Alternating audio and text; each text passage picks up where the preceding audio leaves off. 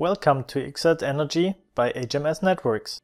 Let's have a look at the SG gateway and how to set up an OpenVPN client connecting to any kind of VPN or OpenVPN server.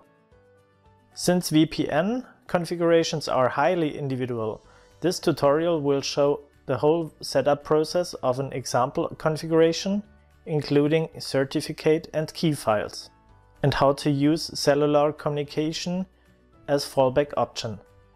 The configuration is explained in the online help with all required details like supported options. Additional information about the different options can be found in the OpenVPN reference manual. Simply use the link in the description box. VPN client IPs are configured from VPN server side and can be static or dynamic, depending on the configuration of the VPN server.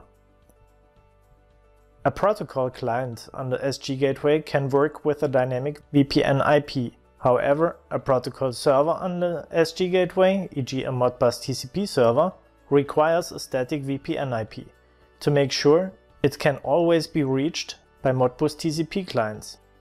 Please notice that an IEC 61850 server must be configured with the IP 0000, otherwise a fallback will occur. For remote maintenance via OpenVPN, a static IP is the better option as well. The OpenVPN client is always using any available interface. To use the cellular modem as fallback connection, just activate those options. The VPN connection can also be used via the SG gateway Ethernet port by activating net routing. Let's come to an example configuration. Steps for configuration. First, the options connect at startup or allow connections be controlled via ComTom portal can be activated. A third option for establishing the VPN connection will be shown later. Second, copy the text of the VPN config file into the text field OpenVPN configuration. As you can see, our configuration requires the following three files. We upload our authority certificate file, our certificate file, and our private key file. Fourth, click the OK button to save the settings. Fifth, please open the network settings page and make sure that a gateway IP address is configured. Sixth, if the VPN configuration does not use the server IP, a DNS name server IP address is also mandatory. Seventh, after any changes, click the OK button below to save. 8. Finally reboot the device to apply the settings.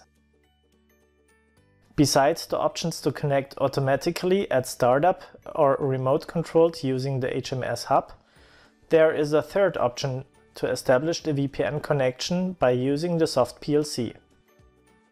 In its editor diagram view, the OpenVPN block can be used to start or stop OpenVPN by any event. For starting OpenVPN together with the PLC, simply invert the start pin by double-click on it. A further trigger could be, for example, the reception of an MQTT message, or if the device comes with the cellular modem, an incoming short message. To use this, please see further details in the separate messaging video. The event log is showing the details about OpenVPN activities. The two noticeable messages state that the VPN connection could also use IPv6 and warn about the missing user restriction. These restrictions are not necessary due to the security-based software architecture on the SG gateway that doesn't allow any application to have root access.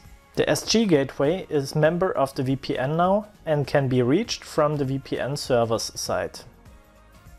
On the first page of the web interface you can also see the OpenVPN client IP address as soon as the connection has established.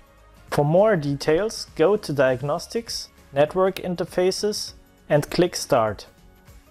Just in case of any further disturbance, please see the VPN server log files. Additionally, option verb 6 might be a helpful client debug function, as explained in the OpenVPN reference manual as well. Thanks for watching. You're very welcome to watch out for new videos.